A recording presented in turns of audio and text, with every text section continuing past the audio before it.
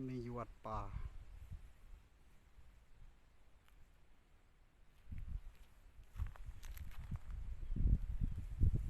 มีพระสององค์เนาะอยู่สองข้าง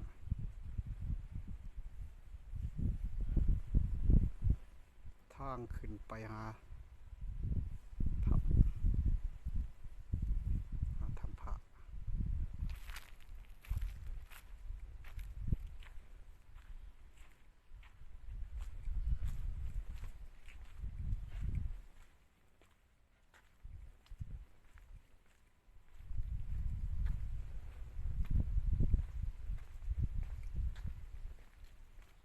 ย่างขึ้นเพิ่งก็สิ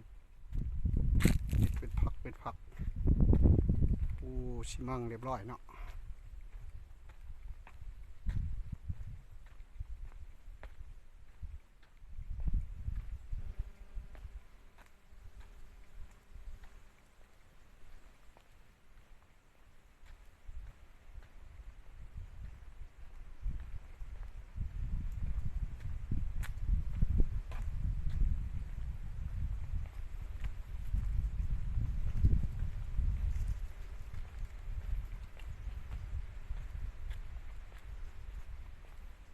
ทางนี้มีแต่ทางย่างขึ้น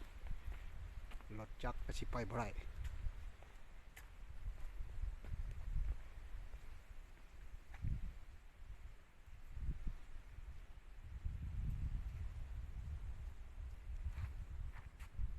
บริเวณอ้อมข้างเลย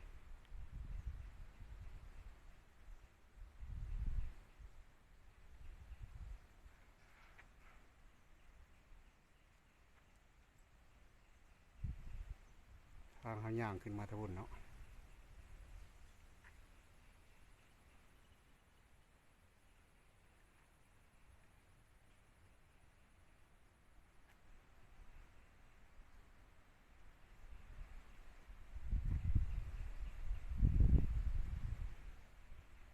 ชมกับวัดป่ามีแต่ป่า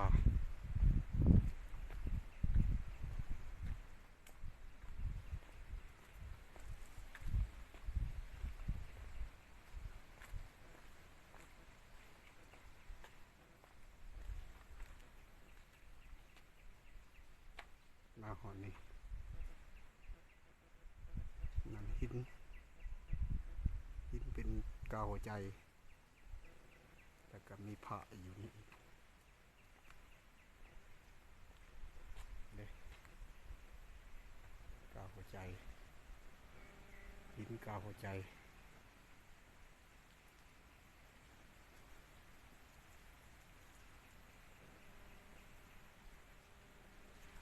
โอ้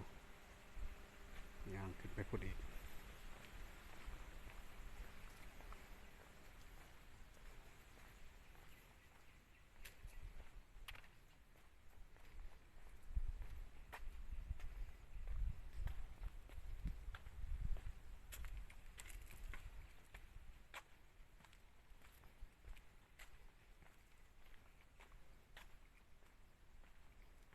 พูดยังไกลไปพูด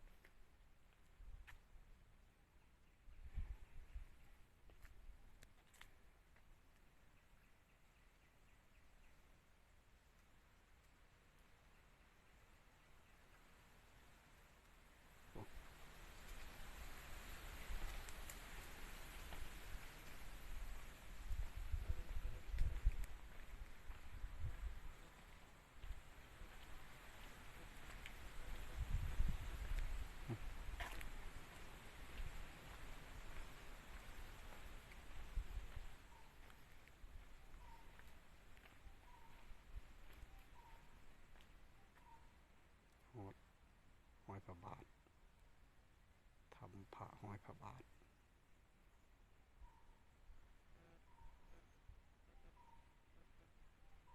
ทำนางนอนบ่แม่นเลยทำชัยซ้อนโอ้ใหญ่ทำอะไร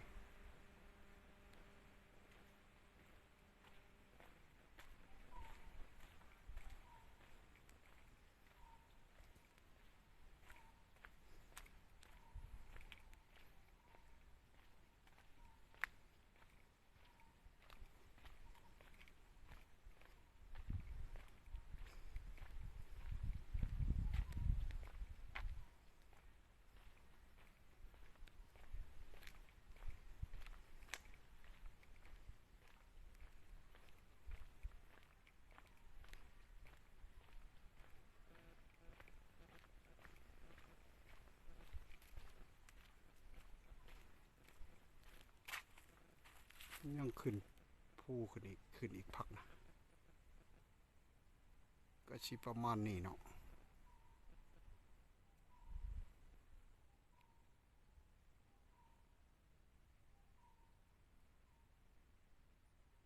ซ้ำนี้ก่อน